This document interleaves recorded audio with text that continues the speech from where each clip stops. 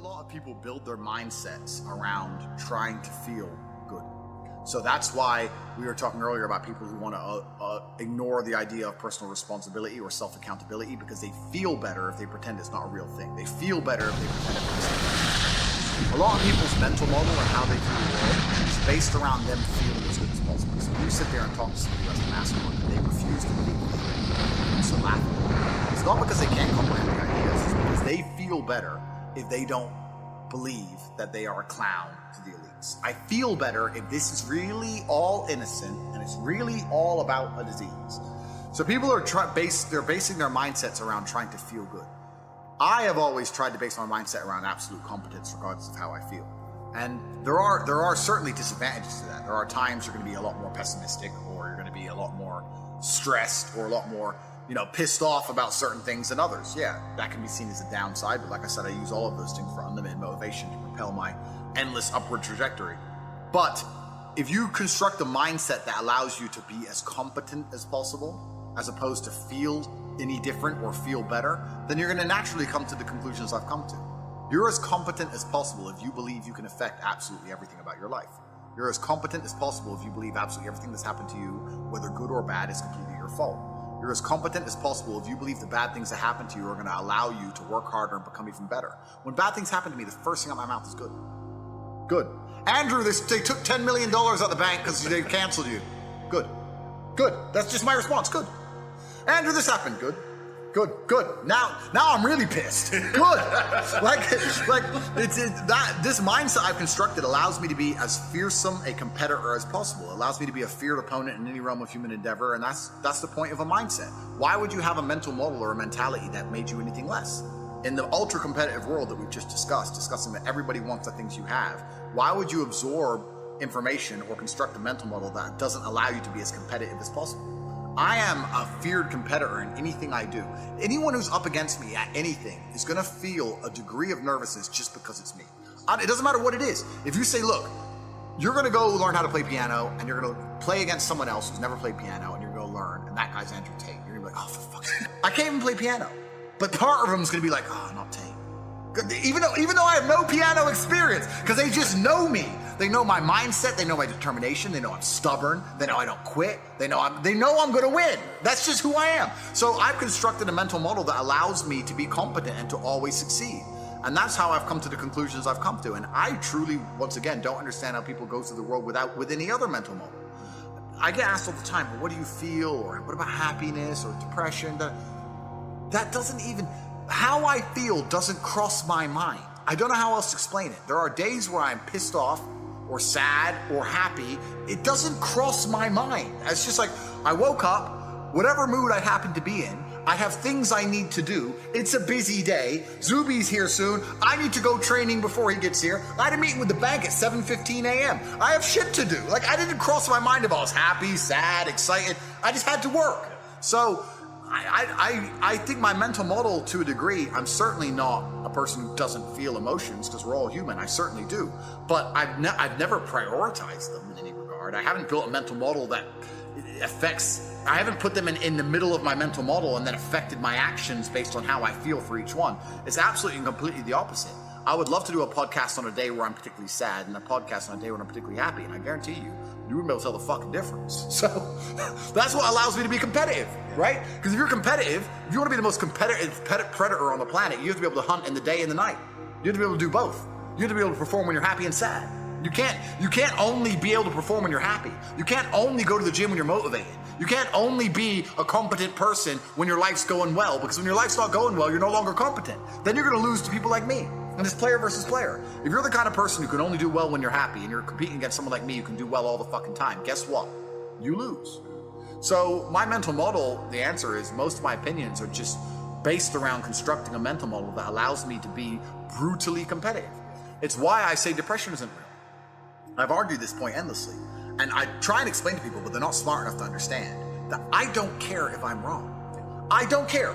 I am more competitive as an individual if I don't believe I can become depressed. So I don't give a fuck if I'm right or wrong, because no matter what bad happens to me in my life, even if, heaven forbid, the worst things on earth that could happen to me, I could never become clinically depressed, because I would never self-diagnose myself as clinically depressed, because I don't believe in it.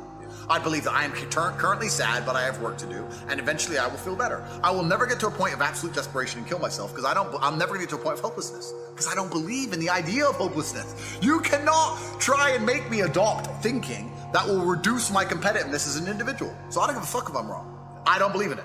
That's it. End of story. So I don't believe in things that take power away from me. I don't believe in things that make me less competitive, and I don't adopt mental models that make me less competitive. Every single mental model I have are the most efficient ones I could find. To the mental model I found that if I adopt, I become a more fearsome predator. That's it. So this is how I've come to all of my conclusions as an individual. My only weapon against all of these people and all this garbage is to smile. There are people sitting in a dark room right now. There are people in a room right now as we speak, full-grown adults, professionals, trying to put me in jail. There are teams, there's a prosecutor and his underlings sitting there, analyzing my entire life, every message I've ever sent, everywhere I've ever been, and what I've ever spoken to, ever. As we speak, trying to put me back in a dungeon. At the same time, there are people sitting around trying to cancel me, get me off the internet, make sure I have no influence, no work. They're sitting there. They've frozen all my bank accounts, have taken almost 20% of my car collection. Almost. They've put me in jail, and they've done all this to me, and they're sitting there trying to attack me. And I smile. That's my weapon. That's my weapon. Take me to fucking jail. I don't care. And that resilience is how I fight against them, because I believe this is a spiritual war more than anything else. The reason they're trying to attack me is because I'm seen as a hero to so many young boys. And that inspires bravery in the young boys, so they're trying to kill the hero. So I can't allow them to make me sad or miserable or depressed. I refuse. I refuse. I will smile in my jail cell. I refute and refuse to be afraid or scared or depressed. Happiness wins. Love wins. I'm happy. Shoot me. I'll smile. If they were to come and put a gun in my face and say, time's up, I'd say, I knew you were gonna bang. That's the weapon. What else am I supposed to do? Are you still having nightmares? My nightmares are gone, and you know what? I'm gonna be very open about this. I'm genuinely sad about that. Sad about what? My nightmares leaving me. Right. Because it was a new level to the game of life, I guess. New experience. It was interesting.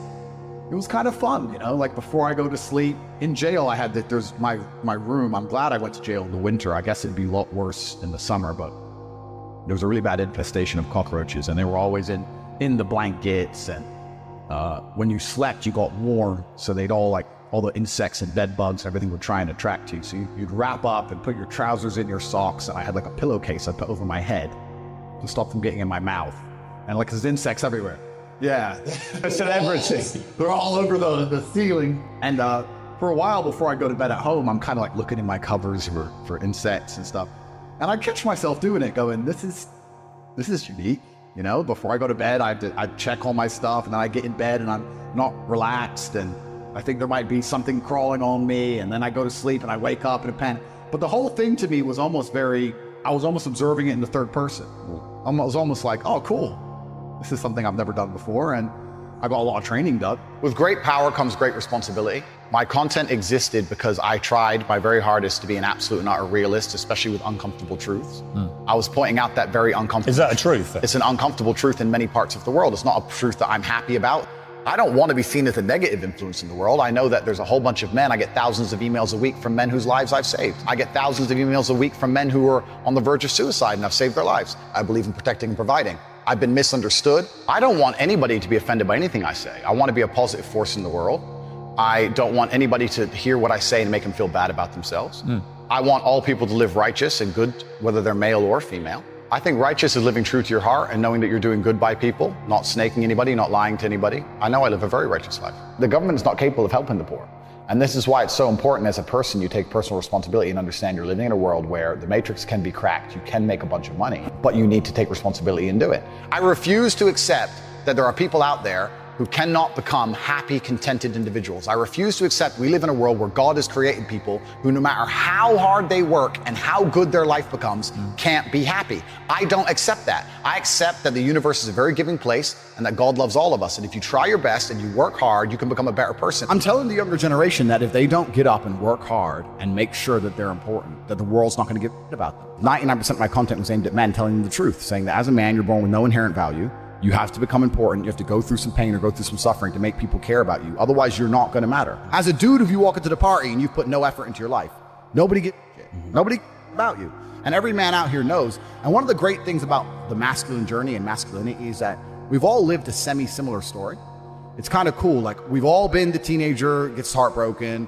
We've all been unimportant. We've all like worked hard and then started to get some clout. And then we've all kind of lived the same kind of journey. So I say to everybody out there, yeah, if you don't follow that path and follow that journey and in one way or another get to the top, whether it's fighting, whether it's comedy, whether it's musician, whatever it is, if you're just going to stay somewhere near the bottom and then at the age of 44, email me saying I'm depressed, well, of course you're depressed. Loser. Yeah. But that was your choice because you have to build yourself as a man. And if you decide not to build yourself, then your life's going to suck. My main message is to resist the slave mind, to understand that every single thing you're being told has an agenda behind it or you wouldn't be told otherwise, to examine every strongly held belief you have and try and identify where it comes from and why you have it. I sit and argue with people, I discuss things with people, and they so fervently believe a point. And I say, why do you believe that so much? Like, do you have personal experience? No, but I saw the news. The news told you X, and now you are desperate. You will sit here for hours arguing that point. A lot of people are completely empty vessels ready to be programmed. And I try and tell people, listen, to just stop for a second and understand that the things they're telling you to believe are not necessarily for your benefit.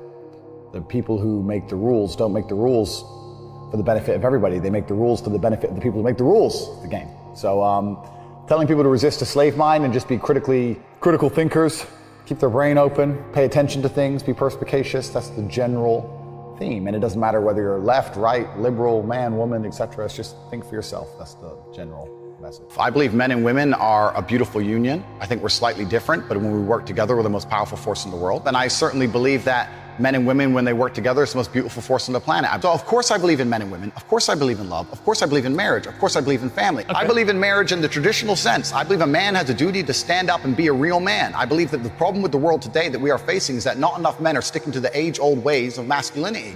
I believe that me standing up and saying a man must protect a woman and provide for her, so he needs to make sure that she's safe. He needs a degree of authority. I believe women are sovereign individuals and they can make any choice they so desire. I think that it's important that we remember that a man has a duty. I think I certainly in my relationship have a financial responsibility to provide for my woman. My woman would never have to work unless she wanted to because I'm the kind of person who works hard enough. And I'll make another point that needs to be said. The number of women who have stood up and stuck up for me is ignored. Thousands of women are making videos saying, I've met Andrew Tate, he's such a nice guy. I wish I had a man like Andrew Tate who felt responsible to protect and provide for me.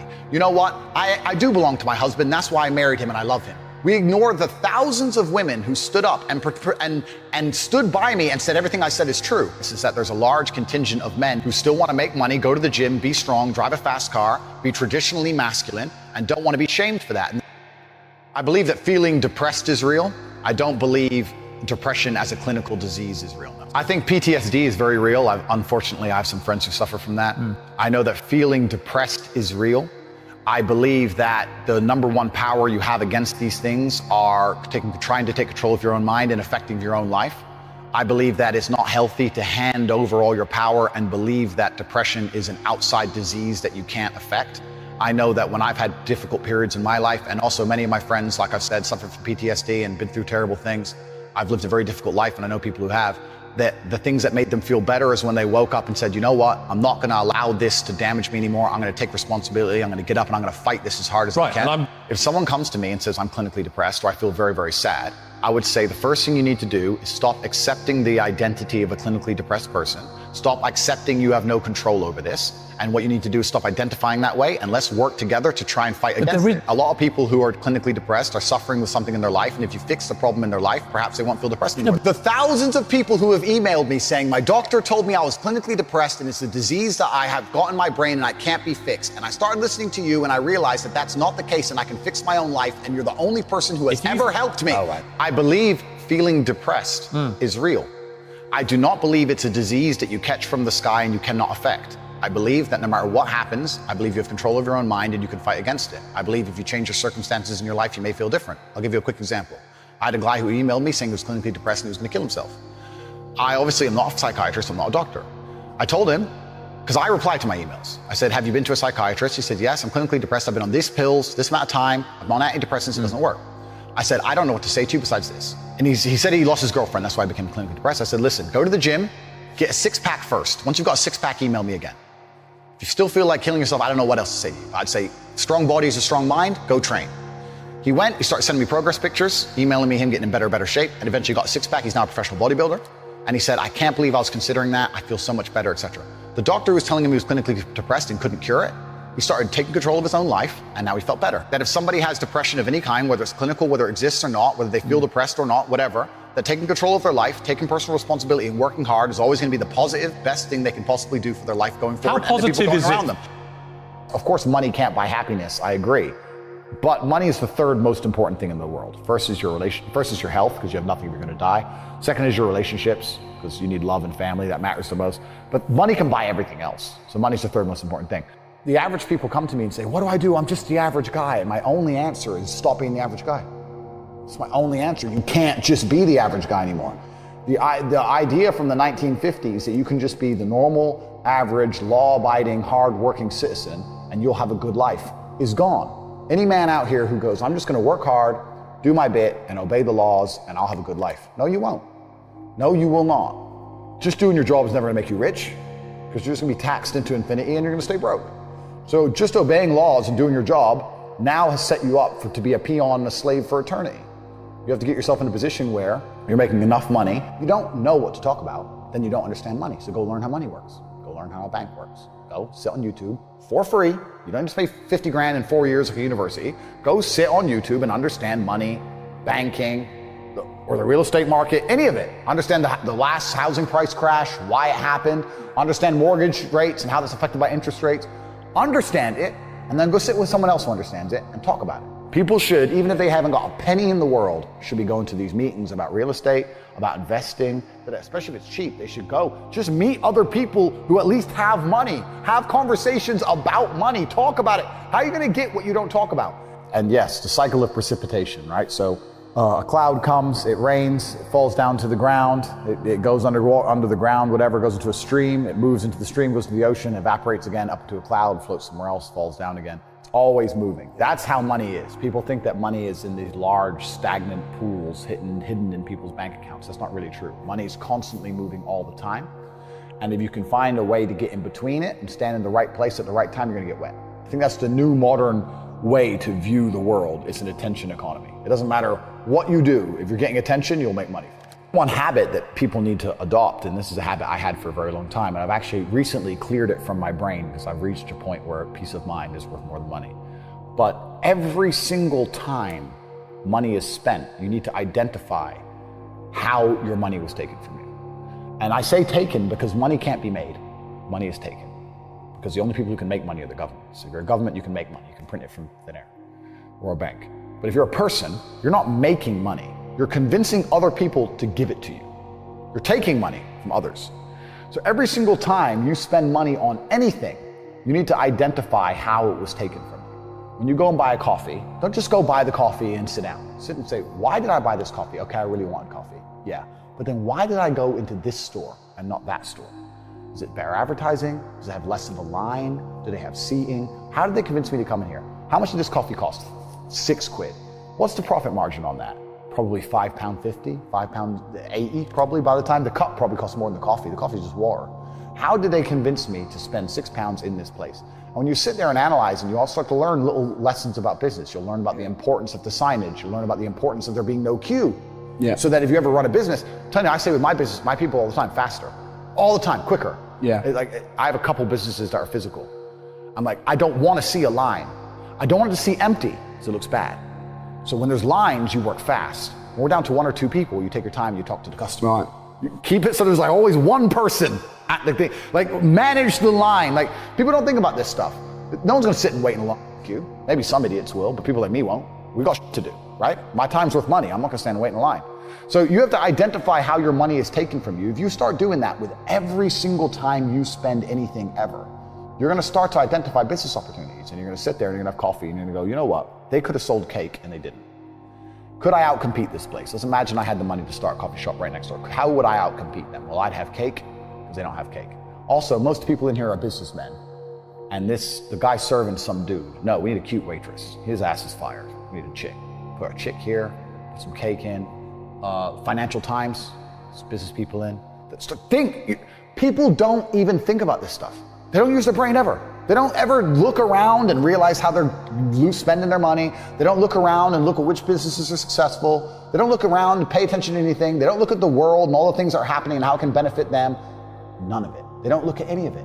They're too busy following the circus. That's why it's clown world. I was walking to college with a couple of my friends, and a Ferrari drove past. And I said, bro, you see that? And he goes, yeah, what about it? And I said, doesn't that piss you off? I must be about 16. He goes, why? So this dude has 400 G's for a car, 400 grand. I'm walking 4 miles to college because my mom hasn't got any car. He has 400 grand. Do you think he works a job? Do you think he's behind a counter somewhere? He knows something about the world that I don't know. And they were like, well, he's rich. I'm like, yeah, I know. I didn't say he wasn't rich, dummy. I'm saying he knows something about the world I don't know. And I was intrigued and it angered me. I couldn't sleep for weeks. I was pissed off. Every time I saw somebody with genuine money, I understood that everything I was being told and taught and they were trying to make me believe just simply wasn't true. I was like, none of these people are getting these things by following the path that the system is trying to make me follow. And everybody intrinsically knows this. If you go to if you're at a BP, you're at a petrol station, and I pull up in my Lamborghini, nobody goes, wow, he went to school. Yeah. He studied hard. And they do that because they know that the easiest way to amass wealth is to break the rules, because the rules are not designed to allow most people to make money. You can make money within the rules, of course you can. But most people don't. Most people who follow the path work, consume, die. That's it. So I always knew the same thing as you, and I knew there had to be another way. I knew that just working for money was a paradigm that wasn't true. And then you understand making your money work for you, and you understand delinking your time from money. You start learning to understand these things, but eventually you build a system and you build an ecosystem like me. I have 60 or 70 people work for me all around the world, and things just happen and money just kind of appears as long as everything's well organized. I mean, in my experience, like, imagine if I didn't have all this money and I had to go get a job again, I'd get a sales job, because I've always been a salesman, and I think that's a very important life skill to have, to be good at sales and to deal with the stress and have a commission-only environment. But I don't know if they even teach sales in university. Yeah, it's all garbage. They don't teach anything important. They just teach anything. They teach things that are going to keep you inside the slave mind. And they want you to go to school and then go to college and then go to university and get in debt. And you have to be in debt, so that now you have to work. And you're working and you're in debt, and then they want you to take on more debt if possible in the form of a mortgage, which a lot of people do, which we can talk about because I know you're the property guy. Yeah. And then you're in debt now. And once you're in debt, you can't really quit your job, and it's very difficult for you to leave the country. And now they can hold things over you. So that's the goal. It's all about control mechanisms, and the system is very well designed to make sure that people are conditioned to obey. It's very hard for the average person to say no to anything. Unless you have millions and millions and millions of dollars, it's very difficult to even have an opinion on subjects. That's the thing about being a man, and that's what I was saying to the kids. It's like, look, you need to get up, and it's going to be very, very difficult. The world's getting harder and harder, especially for men. It's all clout, it's all status. There's no way you're going to matter unless you get up and you work extremely hard. Should young men aspire to work very hard, have no criminal record, become multimillionaires, protect and provide for the women close to them, be sovereign so they can stand up and have their own points of view in face of cancellation, be able to not be mentally intimidated when they go on national TV and there's traps set up for them? Yeah, I believe that confident, strong men who stand up and protect and provide for women are a good thing for the world and a good force for the world. And I don't think that I put a magic spell on anybody. I think there's a whole bunch of men in the world who understands my value. And if men grow up to be like me, you're gonna have a whole bunch of people with no criminal record, dedicated athletes, who protect and provide for the people close to them. If you look at anything that builds a man into a man, there's a degree of suffering. So many men say, I want to be the man, but they don't want to suffer, they don't want to fight. And I don't understand why, because even if you look at a superhero movie, they tell you, even in superhero movies, they make it very clear, Batman's parents died. That's why he's Batman. It's very hard to become a man and have a man who's respected and has stories and is capable when he only had a nice life and nice experiences. It's usually the things that made you the best version of you are usually the worst things that happen to you. All the bad things have to happen. There's no way to get there without the bad things. Where do you find the strength when you're in these difficult situations? I always find the strength from my last name. I wake up, there's cockroaches in my bed, they're all over my face. What am I going to cry? Am I going to go and sign a piece of paper and say I'm guilty? I'm going to sell my brother out? No, I'm going to take the cockroaches off my mouth. I'm going to do some push-ups because I'm Andrew Tate. When shit really gets hard, honor and courage and bravery and your last name is all you've ever had. Especially with men, none of them are bestowed with the things that the masculine essence needs to be a good man. You need pride, you need honor. Matrix Media, they say, why did you get so big? Because I'm telling the truth. I'm telling the truth, which every man knows is intrinsically true in his heart, because God has instilled him with a basic degree of morality of right and wrong. I'm saying things to a 17-year-old boy and he's going, he makes sense. I get it. Everything I was told so far just didn't quite click, but this does. And that's what they're so scared of. I was talking about this the other day. I was talking about how I have a pet peeve, and one of my pet peeves is painkillers. And I was being typical me, and I was going over the top. And I was discussing with this guy. This guy said, have you got any aspirin? I said, there's no aspirin in my house. And he said, why? I said, brother, you are not facing 1% of the life difficulties I am facing. Think about it. No government's trying to lock you up. The Matrix isn't after you. They're not trying to frame you. Nobody wants you dead. When God finally gives you a tiny headache, to give you something to show you're half a man, a little bit of resilience, you pussy out and take an aspirin. Can you just have a headache? Just have a headache. And not only just have a headache and don't mention it, because I don't care. So don't even talk about it. Nobody needs to know. What do you want? Do you want therapy? You want sympathy? Nobody cares you have a headache. Shut up. Like nearly any problem on earth, whether it's men's mental health, whether it's women's mental health, no matter what it is, whether it's crime, no matter what it is, how do you fix the problem?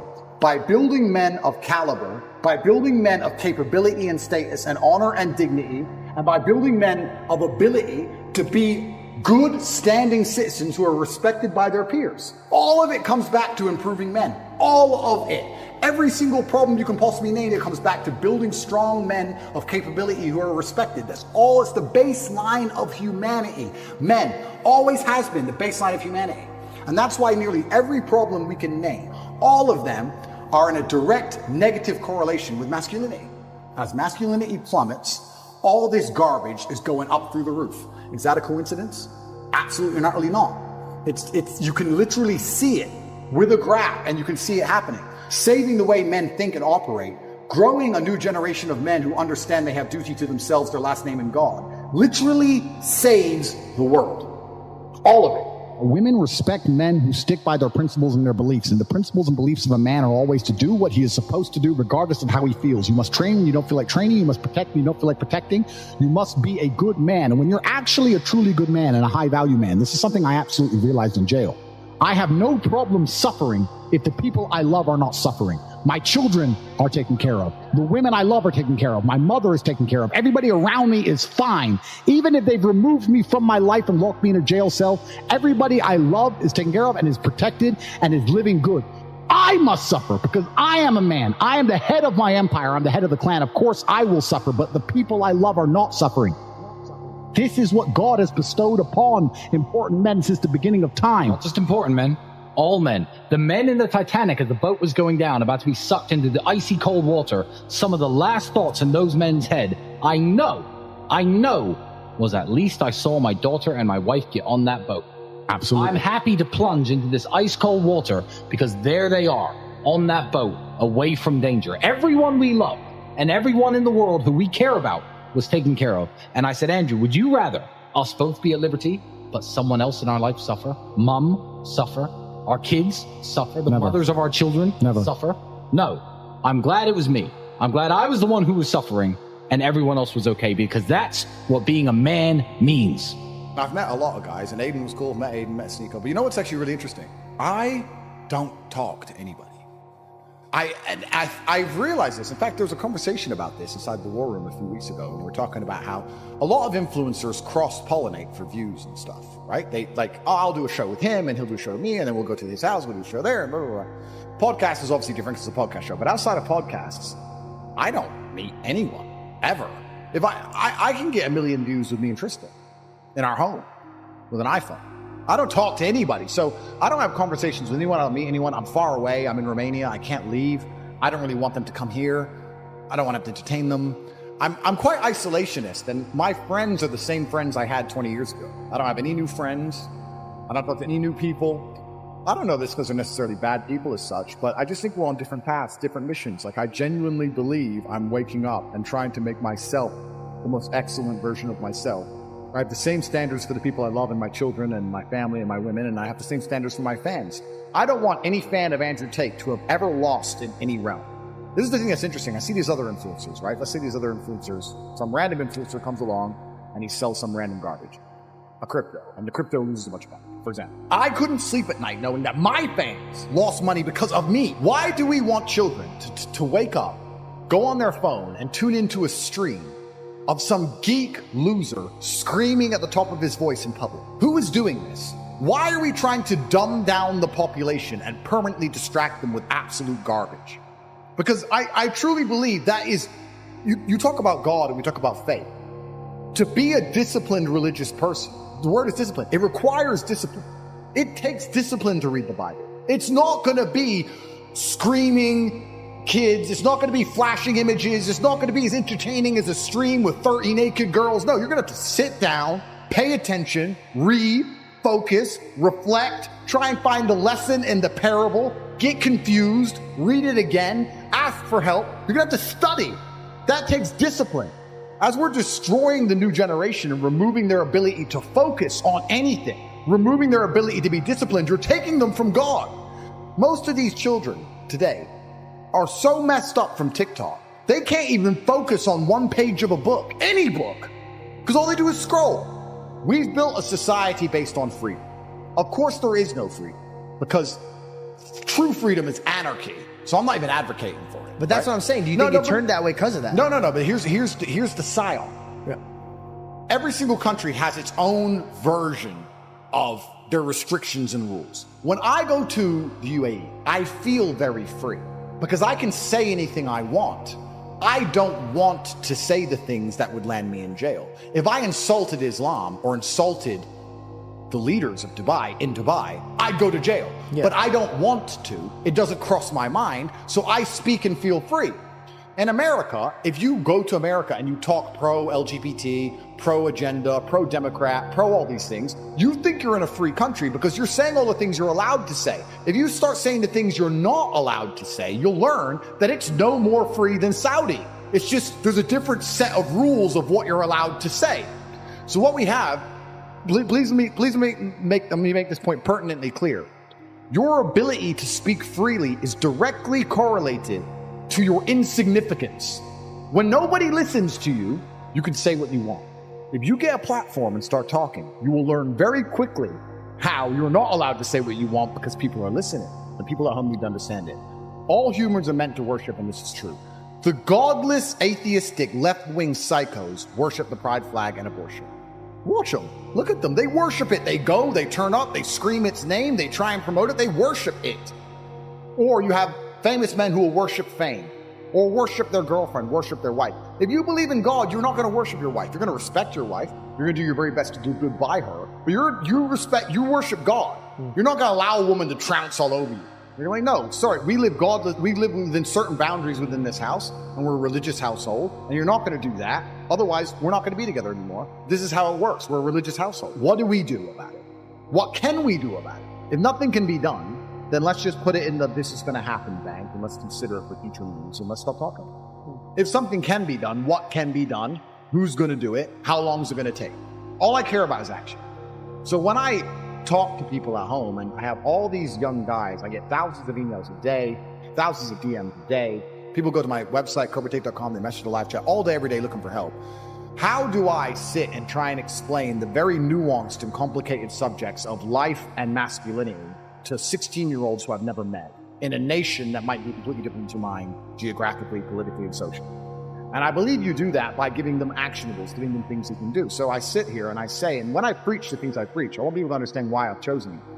I don't think anyone's life will get worse if they train hard. The world has become exceptionally easy for a lot of men. It used to be a different place. Most men were cannon fodder. Most of us would have ended up in wars, dying for fucking no reason. Damn. Now we don't have to do that. So because we don't have to do that, men think it's okay to just become comfortable now. You're not supposed to be comfortable. You were never evolved to be comfortable. You're supposed to be uncomfortable. Right. And if you make yourself uncomfortable constructively, it's very easy to be anything you want. You talk about GTA, Grand Theft Auto. I know the game. I used to play the old one on the PlayStation 1 when I was a child. Which one? I haven't played any. Which one? You talk about San Andreas? Very first one. Vice City, GTA 3? Yeah. Oh, the very, very, very, very first one, like 1994. Okay. But I've never played any of those games, but I find it amazing that people will sit there and spend all their time upgrading that character making as much money as they can, getting the best guns, getting strong, getting some hoes, meeting important people, getting the best car. They'll do all that in a game, but they won't do it in real life. I find that incredible. Like, my life is GTA. I don't need to play a game for GTA. If I want a gun, I'll fucking buy it. If I want a car, I'll fucking buy it. I want a bitch, I'll get her. It's me. I am GTA. I don't see why people play the games. They play the games because they're scared of loss. Because if you die in the game, you get another chance. If you lose in the game, you get another chance. In life, you get one shot. Damn, that's... But if you get some balls, that's what life is as a game. That's what life is as a man. This is one big video game. You get to upgrade your character. You're not born with any value. All these women that you just put me on with are born with value. They're pretty already. They're gorgeous already. They're good looking enough. Even if they're a 5, someone's going to give a shit they exist because someone wants to fuck them. As a man, if you don't make yourself valuable, you have no value. You have to get up and do it. Just like a video game, you start with fucking 0. You have to decide if you want to complete it. You have to upgrade your character. So I find it amazing that men are going to play video games and fuck about and waste their time instead of upgrading their character. Everyone knows what to do. You know what you have to do. You're right. If you had to become the most dangerous, intelligent, respectable man on the planet, you know you're supposed to go to the gym. You know you're supposed to train, learn how to fight. You know all these things. You don't do them. That's your decision. It's your prerogative. I didn't make that choice. I made the choice to do it all. I decided all of it. And every single man watching this can do the exact same thing. Which is why I have very little pity when I do these streams and people think I'm arrogant or I'm rude to people, or even to you earlier when I was making jokes and I've been joking with the girls. You're saying good, drink the soy latte. I'm not, yeah. Of course, and I know we're only joking, right?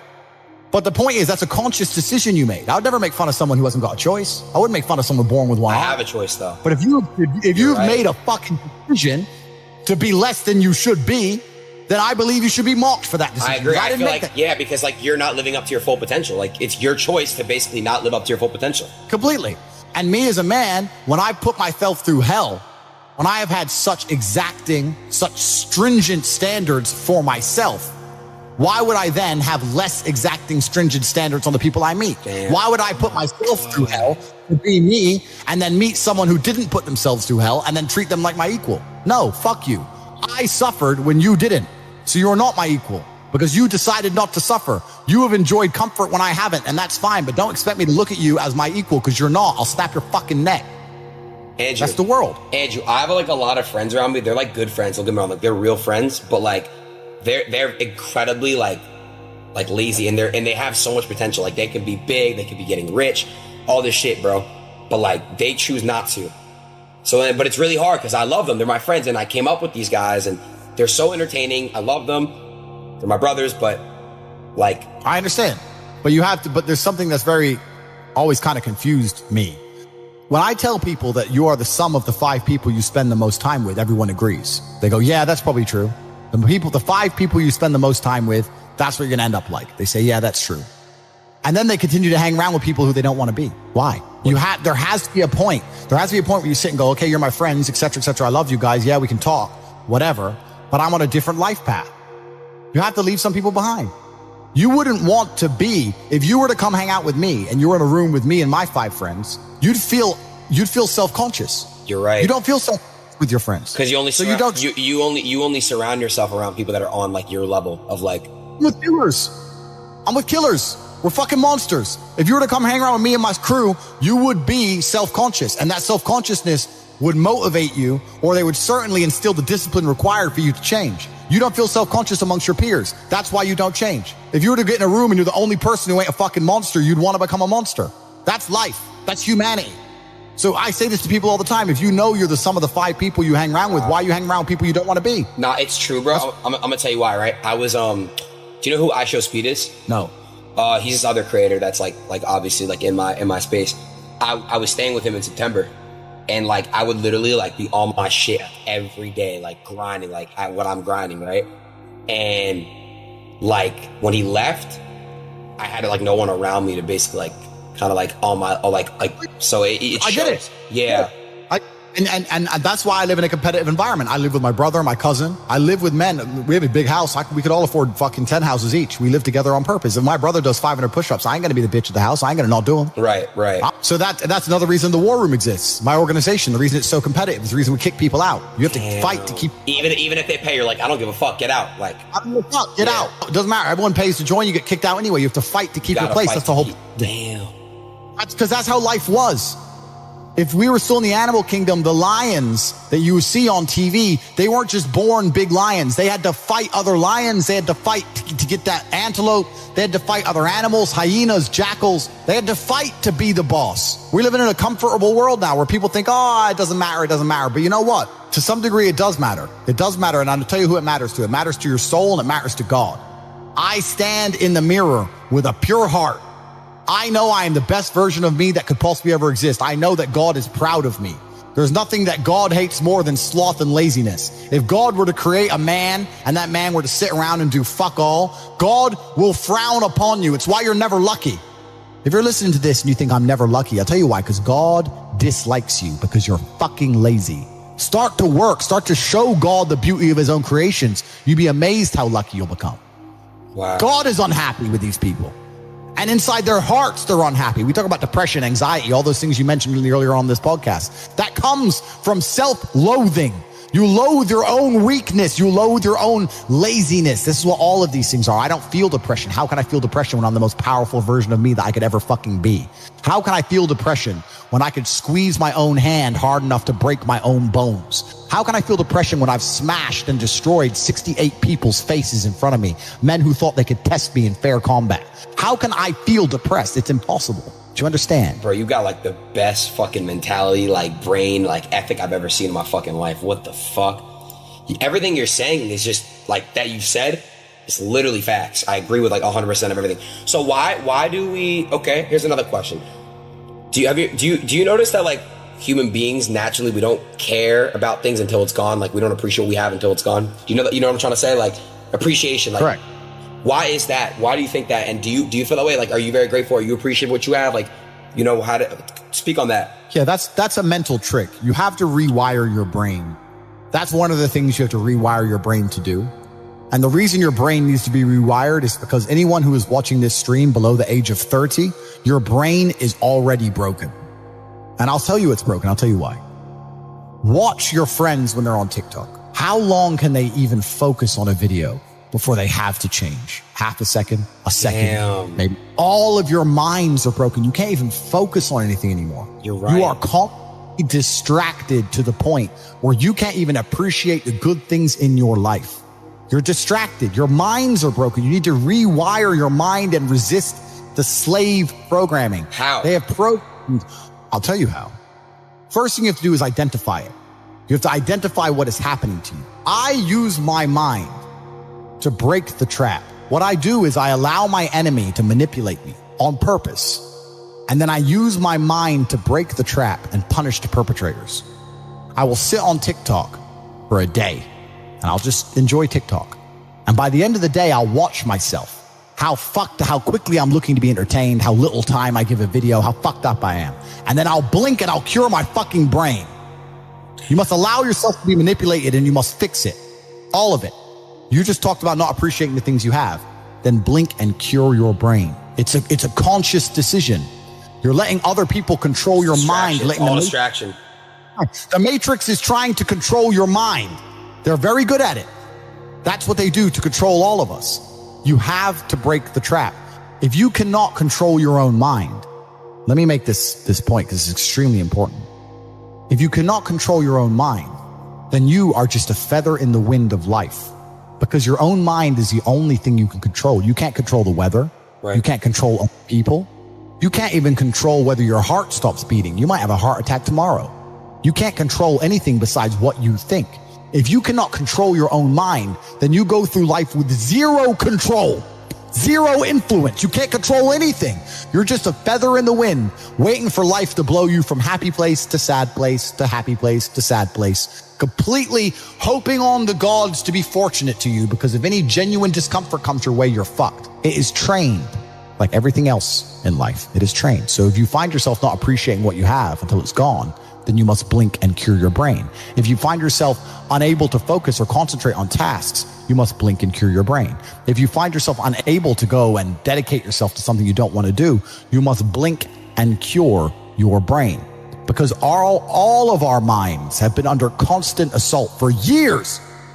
The way the mind functions, the way people interact, has changed so significantly in the last 10 years you wouldn't believe. If you go to a party today as opposed to a party 10 years ago, they look completely different.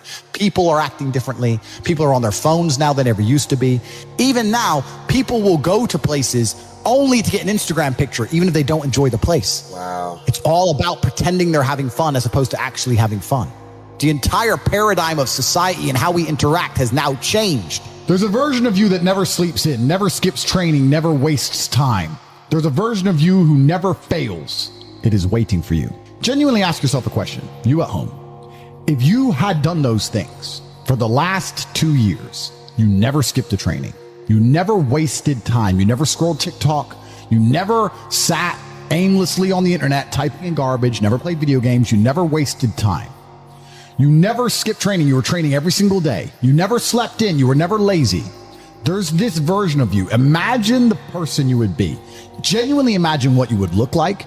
Imagine where you would live. Imagine the car you would drive. Imagine how much your woman would respect you. Imagine the love you would see in her eyes when she looks at you with adoration like a king.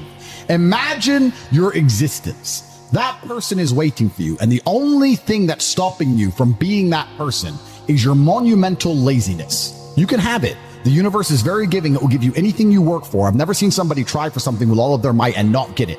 The only people who do not have the things they want are the people who do not try for them.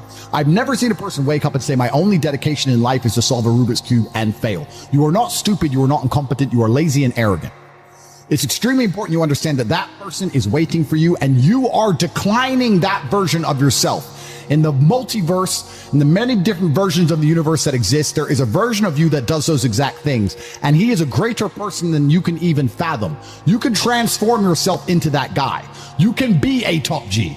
That's exactly what I did. I knew who I was going to have to end up being before I became that person. My brother and I are not from rich families. We are not from advantaged beginnings. But I knew I had to be a big, strong, fighting billionaire. That's what I knew I had to be. Discipline is the key to success. If you cannot force yourself to do something you don't want to do, how are you ever going to put yourself through the suffering required for greatness? If you cannot force yourself to train when you do not want to train, if you cannot force yourself to work when you don't want to work, if you can't force yourself to not log into Pornhub or force yourself to eat right, how can you possibly ever become a monumentally successful person if you cannot control yourself long enough to do what must be done as opposed to what you feel like doing? The only people who get to live their lives based on how they feel are women and children. Children can cry because they feel like crying, as can a woman. A woman can start an argument because she feels like arguing, as can a child. A man must do what he is supposed to do irregardless of how he feels. That is the key component to masculinity, is discipline. If you do not have the discipline to dedicate yourself to anything, you are going to fail and be crushed by the people who can. If you only go to the gym when you feel like going to the gym, you're never going to be as strong as the people who go to the gym when they don't feel like going to the gym. That is a reality of life. So, I train every single day. I've actually heard from some people saying, you overtrain. And I explained to them, one, I don't believe in rest. I'm not you. I'm not pussy and I'm not broke like you are, Mr. Fitness Trainer, standing around the gym teaching people for $50 an hour. I don't need to listen to you. Secondly, I don't train because I want to get bigger. I train every day because it is difficult to train every day. It hurts. I don't want to. I wake up and I'm busy. I have other things to do. I don't feel like doing it. So I force myself to do it 7 days a week, 365 days a year, so that I know I'm the kind of person who can do what he doesn't want to do when it needs to be done. I am that man. And it's more of a mental exercise than a physical exercise at this point.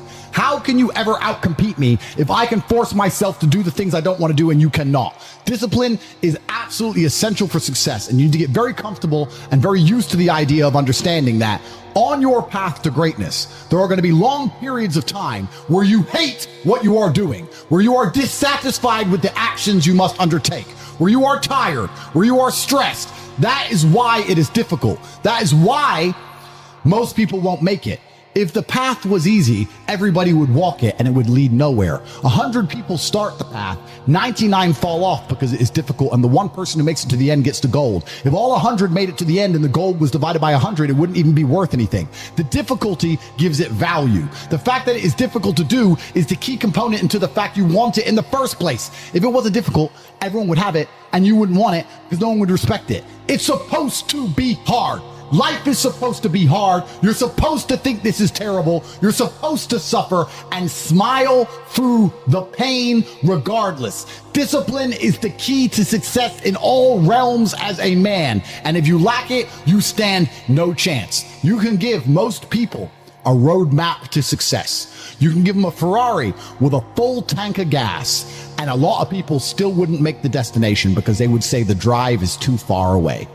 Quitters, they don't have the discipline. You can tell them exactly how to do it. You can give them the mechanism to get there, but they don't have the discipline to complete the drive and end up at the destination. That is the majority of Earth.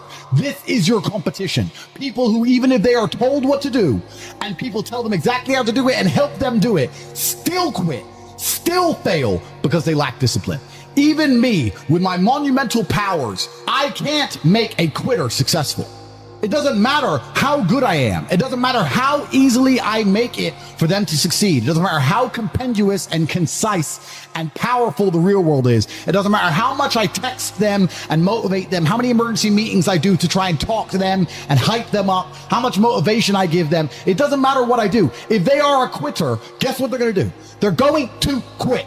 No matter how simple the map is to read, no matter how fast the Ferrari is, somewhere along the drive, the sun's going to get in their eyes, and they're going to sit there and go, I don't like this, this is hard, and they're going to quit. Quitters are the number one type of people that nobody can help. If you're a quitter, I can't help you, life can't help you, God himself cannot help a quitter. So if you lack discipline, you lack the very basic building block to any type of success which exists on the planet. By every single metric which can be measured with science, you are going to stay a loser and a failure. The key is to keep training. If you train hard every single day, you don't have to worry about a little bit of vitamin C. It's true. If you don't train and you don't smoke, you're still going to be a pussy. Yes. The answer is always hard work. As soon as you are granted life, you are guaranteed death. What you do in between is up to you. You are all conscious. That could end tomorrow, that could end in 100 years. But the time between the beginning of your consciousness and the end of it is completely up to you. Training is never the wrong decision. If you're in jail, you should train. If you are free, you should train. If you are rich, you should train. If you are poor, you should train. If you smoke, you should train. If you don't smoke, you should train. If you drink, you should train. If you don't drink, you should train. You cannot escape that hard work is always the correct decision. There is no time in any scenario when working hard is going to be the wrong answer. You should always try your very best in all things. I will smoke 10 cigars a day and beat the shit out of you because I train harder than you can possibly fathom. Pain is an extremely important part of the equation. Pain is the elixir of success. When people say this bad thing happened to me and I'm suffering, I say good. It is pain which is required. It's one of the elements in the chemical reaction. If a chemical reaction requires 5 particular distinct compounds and you have 4 and you're missing 1, it simply doesn't work. Pain for a man is one of the most important elements in becoming successful. Batman is Batman because they killed his parents. If they did not kill his parents, he would not be Batman. You're supposed to suffer. You're supposed to take that pain.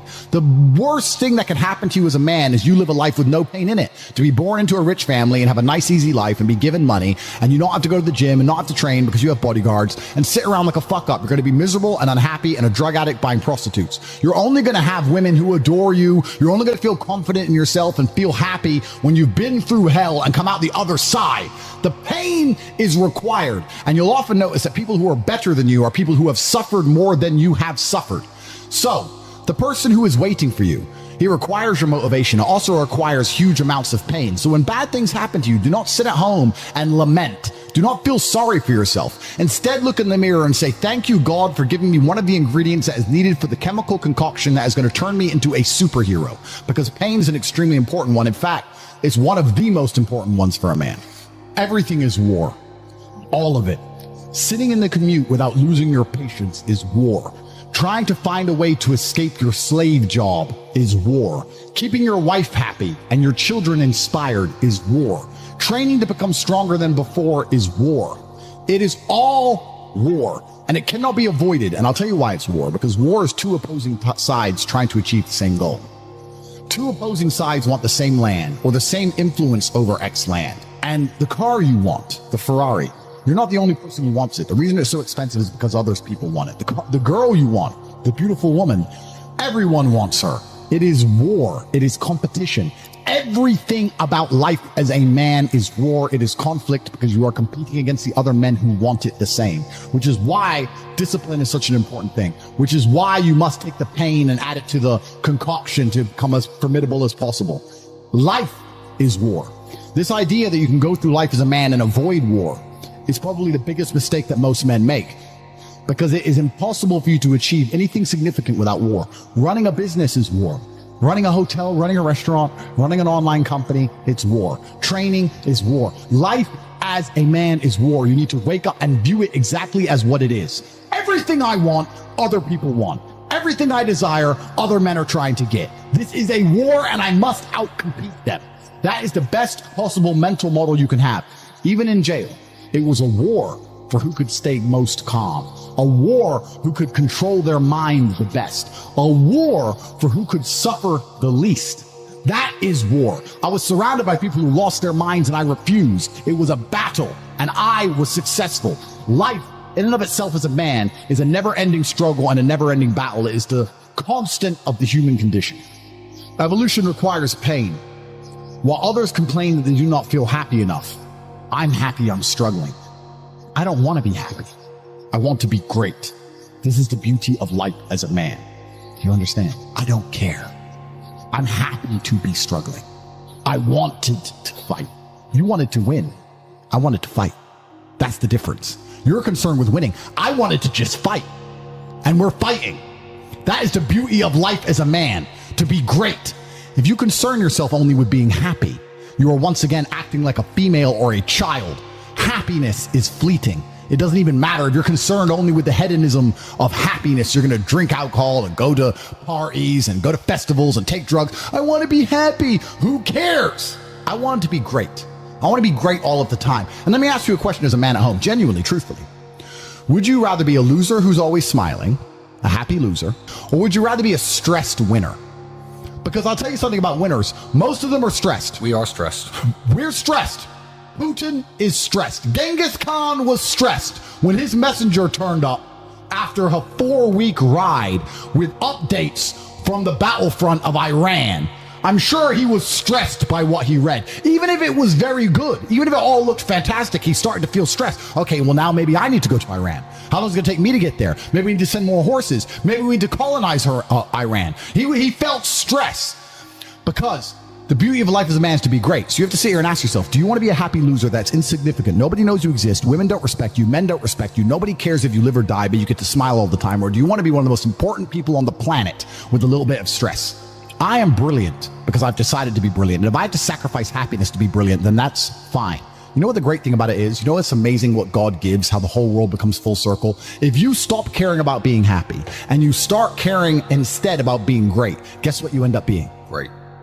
Along with great. And you know what? Yeah, happy. You end up happy if you forget about happiness and try to become great. You will never be successful if you're concerned about being happy, so forget about it. I like to consider myself a wise old man, and I'm trying my best to encourage and instigate a revolution amongst the youth where men take absolute self-accountability and they believe in themselves and they take responsibility for absolutely everything. As a man, you are most formidable if everything is your fault. If it rains outside and you get wet, that is still your fault. Can you control the rain? No. Could you have brought an umbrella? Yes. You need to blame yourself for all things, the good and the bad. And by doing this, you take absolute self-accountability, which allows you to build a mental model in which you will find solutions, 1. 2, avoid trouble, because you know that anything bad happens to you is your fault. And 3, be the most fearsome competitor possible, because we're living in a very competitive world nowadays amongst the elites. The people who understand that you're living inside of a fish tank are trying very hard to get out. And you have to make sure that you can outrun some of them if you want to escape. There's an age-old adage. If a bear is chasing a group of people, you do not have to be the fastest one. You just have to be faster than the slowest. The slowest person is going to die. So as long as you're ahead of the majority of people, you stand a very good chance of avoiding slavery. Being a powerful man isn't always about furious anger and instilling fear. As enemies attempt to attack your energy and lower your vibration, understand this. Power is untouchable. Power may notice, but it doesn't care. Sometimes power is simply not giving a fuck. Being a powerful man isn't always about furious anger and instilling fear, meaning sometimes it is. You need to retain the capability to instill fear with furious anger. A man who cannot do that is not a man. It is one of the cards you need to have in your deck. However, more often than not, when you're in a true position of power, you will play the alternate card, which I'm describing here as simply not caring. How can you not give a fuck about things? So I'll tell you how. If you're filthy rich, and you have a strong network of people around you who you trust, and you have a good family, and you have beautiful children, you have women who love you, and you have beautiful supercars, you live with your best friends in a compound, you have armed guards, and you're proud of yourself, and you're strong, and you train hard every day, and you're monumentally successful, and all of your dreams come true, and if you want something, you can instantly snap it up. You want a Pagani, you want a Bugatti, you want a $25 million apartment, anything you want, you buy. It's very easy to not give a shit about the opinions of people who don't have one fraction of your success. And what these people are trying to do is drag me, I'm using me as an example, but we can also use it for you. When you have true power, they're trying to drag you down. They're not trying to elevate themselves. They're trying to drag you down, which is a very different thing. Because it's amazing how God rewards those who are trying to build and create and elevate, and how it punishes those who are simply trying to destroy and be spiteful and negative. And these people are going to dedicate hours and hours and millions of hours of their life towards a certain cause. Thank you. To try and drag people down who they cannot affect because they're already too powerful and too large. And they're wasting their own human experience, and they're not progressing or advancing themselves in any way. They will stay brokies, and we will stay rich forever. So the lesson here is that you need to get to a position where ignoring people is a move in which you're guaranteed success. You can ignore people completely and they are benefiting you. And that comes from a position of power. And I think a lot of you at home right now, you may not be in our position, but if you're already working hard, you're already going to the gym, you're already training, you make sure that you're getting as much muscles as possible, as much money as possible, you're dedicated, you don't sleep in, you don't waste your time, you don't smoke weed, you don't play video games, you're focused on trying to become fantastic as a person. You can just ignore that girl. That girl who broke your heart or cheated on you, just ignore her. The most powerful move you can make is ignore her. Yeah, you could yell at her. Yeah, you could try and make her scared of you, blah, blah, right? That's not going to work. The powerful move is just to completely ignore her because you're on your ascent. She is likely on her descent. She likely has no intention of improving herself, no intention of becoming richer, no intention of becoming better looking. Time is against her. As she gets older, she's going to lose her looks. You're going to continue your ascent, and she's going to have to watch you for the rest of her life be the man that she could have been with that she's no longer good enough for. The best thing you can do is simply ignore her. That is the powerful move. And it's the same with also men. It's not even a gendered argument. There's men who want to be your friends right now, who wanted to be your friend, and they did something wrong to you. And if you're on the right path doing the right things, karma, God, the universe, whatever you want to call it, is going to teach them a lesson for simply failing to be a good person to you while they had the chance. But when you have a whole bunch of money, you take care of the people you love. And that's the masculine prerogative. And even my brother and I, anyone who's been loyal to us, who's on our team, we monumentally reward. And everyone who ever displayed cowardice or sold us out or made mistakes massively regrets it because they see how well we treat the people who are close to us. If you lack somewhere, excel somewhere else. Counter your weaknesses by honing other capabilities. If you're ugly, become filthy rich. If you're poor, be as strong as an ox. Life is unfair.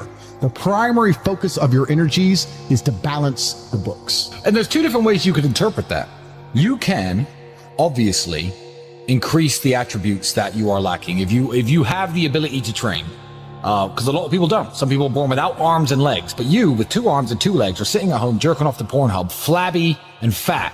If you have the ability to train, you should be doing it. But also, you know, there are some things that some people are just better at, and you can counteract that problem by teaming up with people who compensate for your weaknesses. People who are strong in areas where you are weak, and you team up with people where you are strong in areas where they are weak. I don't think between the people in this house and our group of friends, we lack anything. Correct. Anything. Correct. Literally anything. We can sit as a group and have a conversation about anything with anyone in the world and give useful insight and change people's lives for the better, because although I am not perfect, our team compensates one for each other.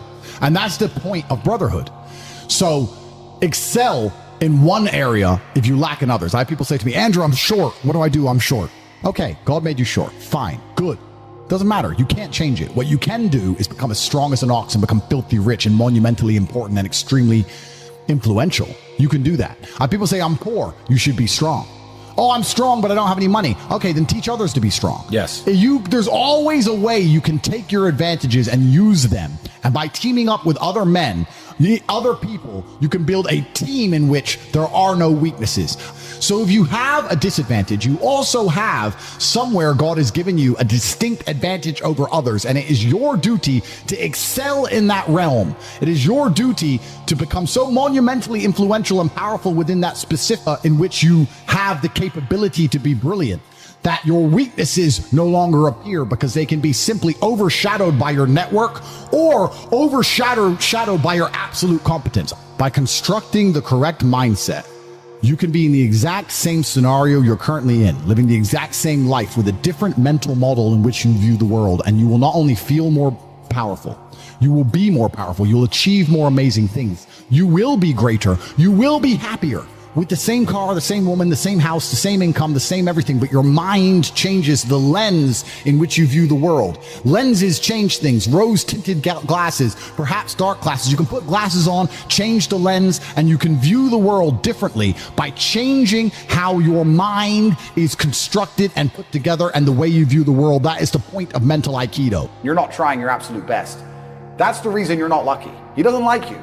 He likes the people which show him the beauty of his own creation. He likes to give somebody building blocks and them to build something amazing. It's the best thing about being a man. You get to build who you are, right? You can decide if you want to be a funny comedian or a musician or a kickboxing world champion or fight the Matrix. You can decide whatever you want to be. God loves to see that. Those people, for some reason, seem to be enormously lucky, right? The person who goes, I don't have to prove anything to God. I don't owe all of my ancestors any effort. You know, for 5,000 years, people were dodging saber-toothed tigers and catching the plague and running from Genghis Khan just for my stupid ass to be born. I don't owe them anything. I don't owe them a thing because I want to play video games. These people are fucking losers. You should walk through Earth with force inside of you. As I walked into this hotel reception, everybody looked. Not because they know who I am, but because as I move, even if it's behind their head, people feel something and they go, it's an energy that comes from brutal competence. It's almost like an evolutionary thing where a rabbit can just smell a fox. It just knows. That's what happens when a predator walks in a room, even amongst humans. You pay attention next time you're in a restaurant. If a man who's truly dangerous walks in, nearly every other man kind of looks up at the same time. You feel it. You need to or you don't survive.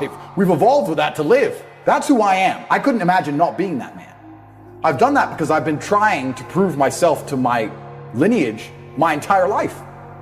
I wake up every day with something to prove. I have hundreds of millions of dollars. I wake up and think, fuck, more. I'm in fantastic shape, 4 times world champion. Fighting the Matrix out here by myself, more. I will have to be braver. I must try harder. All I do is prove myself. So when I hear people go, I don't have nothing to prove, then you're a fucking loser. Peasants have never felt like they needed to prove anything. But kings felt like they needed to go and conquer land. Isn't that it's coincidental that the king, who already had it all, felt like he needed to go to some far-flung land and conquer it and take it and prove he's the king. But the peasants, oh, I don't have to prove nothing to nobody. You're a fucking loser then. You're a dummy. I absolutely and utterly completely have everything to prove to everybody all of the time. That's who I am.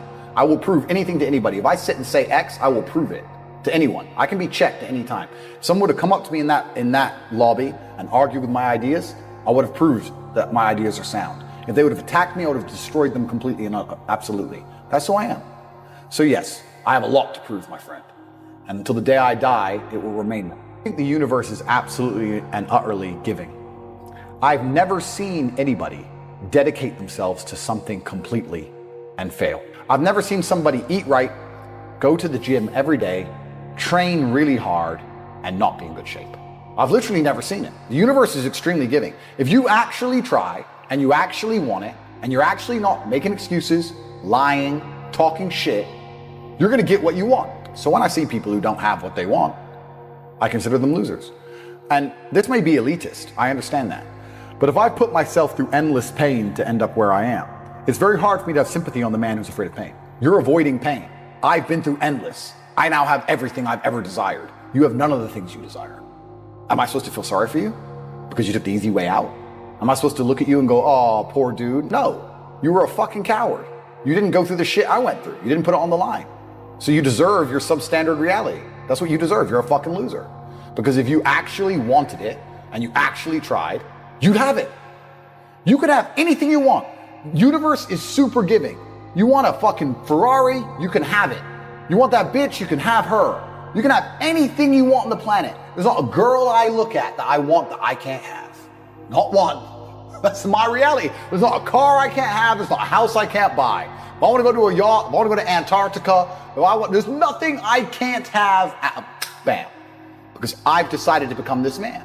It's the same for absolutely every single one of you at home. If you want it, you can have it. If you're sitting there saying, oh, but I tried my best and I still didn't get it, you're lying. You didn't try your best. That is a fucking lie. The universe gives it to everybody who genuinely tries. And I know that to be a fact because this world's competitive. We're all competing against each other. And the majority of people don't try. Like I've achieved this amazing. I've never seen anybody dedicate themselves to something completely and fail. I've never seen somebody eat right, go to the gym every day, train really hard, and not be in good shape. I've literally never seen it. The universe is extremely giving. If you actually try and you actually want it and you're actually not making excuses, lying, talking shit, you're gonna get what you want. So when I see people who don't have what they want, I consider them losers. And this may be elitist, I understand that. But if I put myself through endless pain to end up where I am, it's very hard for me to have sympathy on the man who's afraid of pain. You're avoiding pain. I've been through endless. I now have everything I've ever desired. You have none of the things you desire. Am I supposed to feel sorry for you? Because you took the easy way out? Am I supposed to look at you and go, oh, poor dude? No. You were a fucking coward. You didn't go through the shit I went through. You didn't put it on the line. So you deserve your substandard reality. That's what you deserve. You're a fucking loser.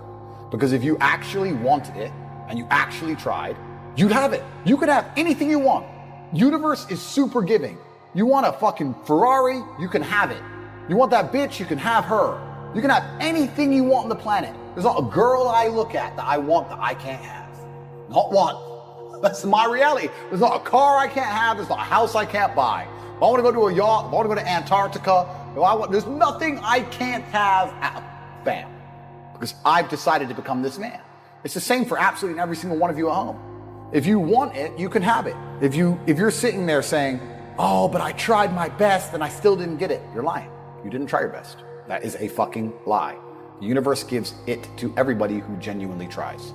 And I know that to be a fact because this world's competitive. We're all competing against each other. Set is your key to everything. Absolutely everything. Join the top G's on Patreon.